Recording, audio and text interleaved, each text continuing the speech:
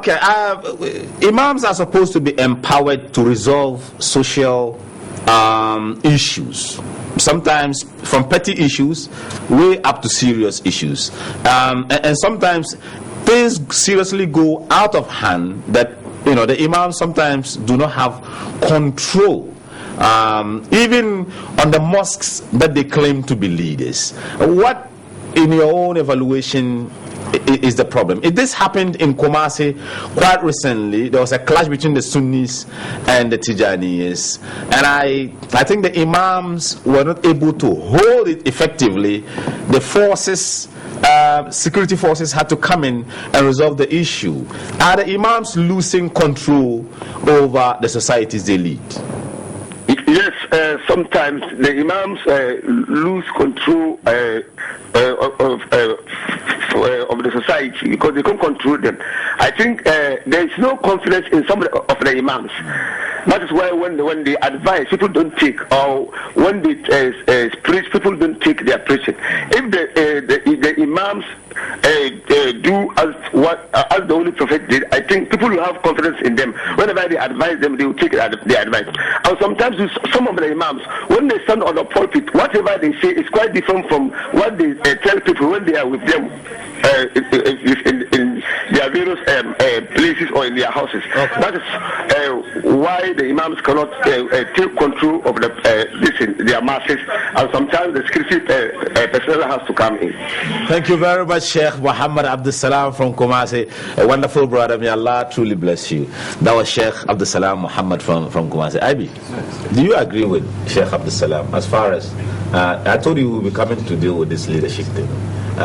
In the past, when we were younger, an imam speaks, and the word is an authority. We follow and we submit and we do as the imam says. Today, some imams would say one thing or the other.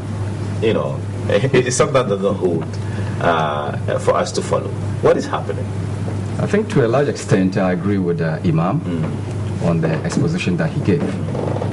I would like to pick something from what he said in relation to how parents should behave vis-a-vis the school. Yeah. So that is why the educational system encourage the formation of PTAs in our schools, so that parents and teachers could always collaborate.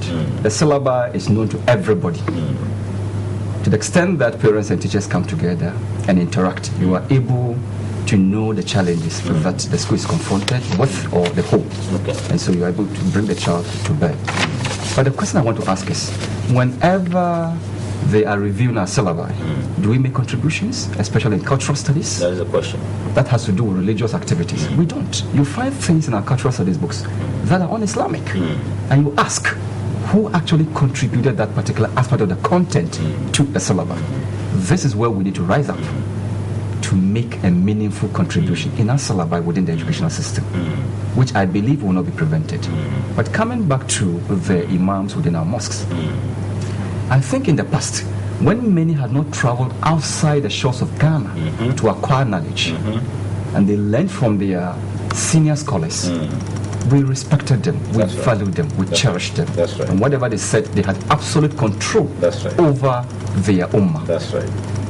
Until at such a point, this I believe some may not be comfortable with, but that is the bare truth. When many went out there to learn and came back, some decided to look down at those who had not traveled outside the shores of Ghana. Absolutely so. And so indiscipline began to creep within and among the scholars. Absolutely so. If you went to Saudi, you saw yourself to be superior to another person who had been to a place like maybe Niger or Kuwait or so. So those who had not traveled outside Ghana, they are treated as a trash. That's right. This, I believe, knowledge is like the sea. If Rasulullah had encouraged us to travel even all the way to China then, without aeroplanes and the rest, to seek knowledge, this was so proverbial. And therefore knowledge could have acquired from anywhere, provided it doesn't go against the basic norms and values of Islam. And in the end, they had to come back and respect the old ones they disrespected in the beginning for a follow-up of thought. Sister Wedad, what's your own take on this issue? Well, I would rather want to go more on the parenting. I want to encourage mothers. Most of the time we find mothers shielding whatever vices their children do. They tell you, okay, I don't want to tell your father this and this and that. But then it takes two to tango. The two of you brought the brought forth the child together. So you need two heads to take care of the child. If the child has the knowledge that whatever I do, my mother will shield me, he will end up disrespecting the father. And that is a point I really want to make before the time goes against us. That is... Maybe share a little in relation to that. Okay. We are encouraging. I've been talking about this, and I believe many other people have been talking about that. Islam does not speak against pre-marriage counseling. We should institute this. And I believe it will go a long way to help our society. It's for parents. With that said, stop getting sentimental as far as love for your kids is concerned. Well, this show is you, it's me, and it's all of us. So we went out there to speak with men, women, boys, girls, and find out what really the problem is with indiscipline. Take a look. One of the causes of indiscipline is the breakdown in morality. When morality is broken, anything just happens. Because sometimes you don't take orders from anybody. People also sometimes supplement the efforts of our parents by guiding us when we go out and go wrong. This time around, you don't take orders from anybody. It means when you go wrong totally. And one home problem becomes the problem of the community. That's how it goes on and on and on. So when morality is broken down, everything else follows. And that is the basis of indiscipline. I think the major one for now is the education system is broken. If you observe the way we acquire this education system, it's as if they only teach you how to pray and know some part of the Quran, and that is all. And you will realize that our leaders in the community are concentrated in building mosques instead of schools. And this is one major problem, and all our resources is being put in building the mosques where the malams will come and do their preachings and make their monies, and leaving the children where they need the classroom to learn and acquire these disciplines that we are talking about. We don't get a platform where people are told the lifetime, how the Prophet Muhammad lived his life. It's supposed to be the epitome of good life. So if we get a platform, just like the more this that is happening, but just that I think that they deviate instead of them telling the people how the Prophet lived his life, so that we will copy from there. They don't seem to do that. We need a platform where people be told how the Prophet Muhammad lived his life, how the companions lived their lives, and then we will hear and then try to practicalize it. Most of the time, I think it is due to the negligence of the parents. Some parents don't take good care of their children the way they should, especially their female daughters. They leave them to go out anytime and come back at any time that they want. And it causes a great problem to the females, since sometimes they become used to the going out and they bring about problems such as teenage pregnancies. Nowadays they don't control them. They see things on the television, radios, they hear things and all that. And this causes a great problem. With indiscipline, it relates to a whole lot of issues where people disobeyed what the society rules are about. Okay, some of the causes of indiscipline among the Muslim communities is divorce, or and resulting to broken homes. Where there is divorce, there is no parental attention towards the children because everybody has divided in its own way.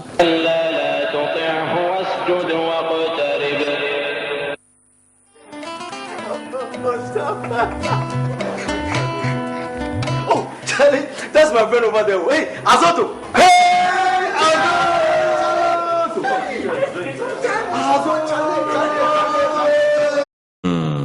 Those comments, serious comments from young men, the university here in Accra. But, well, if you just tuned in, I'm discussing indiscipline with IB, Mumuni, Ibrahim, and Sister Wedad Apenteng. Let me take a few comments and then we get back to it. Okay. Shaq Mujib O'Neill. I love your name, Shaq Mujib O'Neill. We should inculcate discipline into our children during their primary socialization process. This way it becomes part of their social life and will be difficult to do away with. I agree with you, Shaq. Taunko Yunusa says lack of good parenting is not okay. Okay, fine. Good broken homes, peer group pressure, and exposure to foreign materials. You are a very good person, Tanko. You say your comments are right on the spot. Jibril Idris says, it's not by mistake that the word zongo has become synonymous with indiscipline. And I think it's as a result of poor socialization. You're also right, my brother. Princess Mina says, for me, it all should start from the small masjid we build in our homes. Yes, it is okay for anyone who can afford it to build a masjid and see through the 5 times prayers we say every day. However, it should not end there. Whenever a dad builds a masjid, the kids sweep the place, he pays the bills and repairs the place. Whoever takes the zakat is not his responsibility or his problem. So when he passes away, the family is not as enthusiastic as him.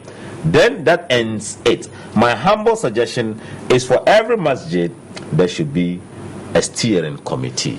You are right. But sometimes these committees in themselves have their own problems, and that is why most of our masjids are not running the way they're supposed to run. Aisha Abdul Salam says, I think it is lack of education. Educated persons will think twice before doing anything in public. If you are disciplined in your zongos, you will not be recognized and people will not be afraid of you. Some people do all these bad things for popularity, and it's very bad. We must put a stop to this. So the rowdier you are, the more rouser you are in the community, the more respected you are. So thanks, Princess Min. I think your comment is also not far from right. I know a few miscreants who are very, very fearful in the society. Sumaila Masood says, I think it's lack of proper training from our parents and Muslim leaders. It can also be from peer pressure and all that. Rahmatu Antaro says, I hope talking about this issue will tell everyone to do the right thing. But Kisu Audi says it's sometimes caused by the communities that we live in. Irresponsible parenting and lack of social discipline. Thank you all for your comments. If I have some time, I'll take the rest of it. This program would have to do a part 2 of it, but before we wrap up, we're giving birth to our children in a more dangerous times than the ones we lived in when we were younger. What happens if we can fix this issue in the next 10, 20 years to come? What are you looking at? I believe sincerely that we can fix it. Okay. And the times that are dangerous, it has to get worse before it gets better. Exactly. Okay. The times that are dangerous did not come because the times wanted to become dangerous. Okay. We have made the times dangerous. Okay. And we need to fix that danger. Sister Wedad. Yeah, sure. And also, with all the comments that you read, the core issue is about how you make your child turn out in society. There will be peer pressure, there will be bad socializing, there will be friends, there will be everything. But it is what you put in your child and what you do at home, what your child copies from you, that will make your child stand out. Last 3 days ago, the Neighborhood Watch Committee in Nima had a problem with a few guys in the society. It led to a serious injury meted out to the leader of the volunteer people. I'm talking about Avalon, who is being admitted at T7 hospital receiving treatment. This program will do a take 2 next week, and we look deep into exactly what happened in Nima on that day. But before I wrap, there's a little girl we're seeking help for to undergo an operation to seal a hole in her heart. Please, she's always appealed to your conscience. It says, please help me. And we still, the appeal is still open. The money is not enough yet. As soon as we get enough money, she undergoes the operation. So please, find it in your heart to help this little girl. I don't know whether my producer wants to play the tape. If he wants to play it, I think we will see the tape rolling pretty soon.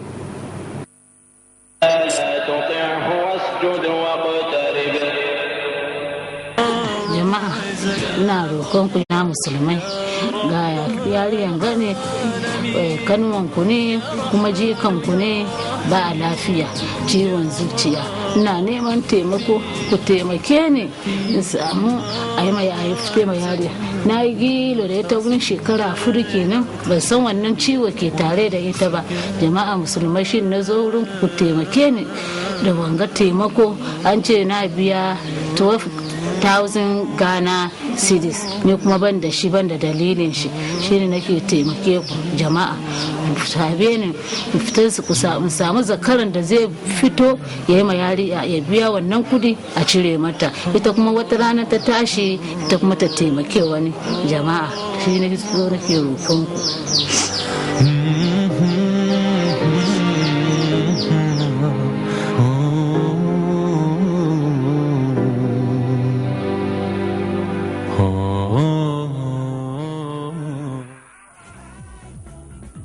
Leave nothing to chance.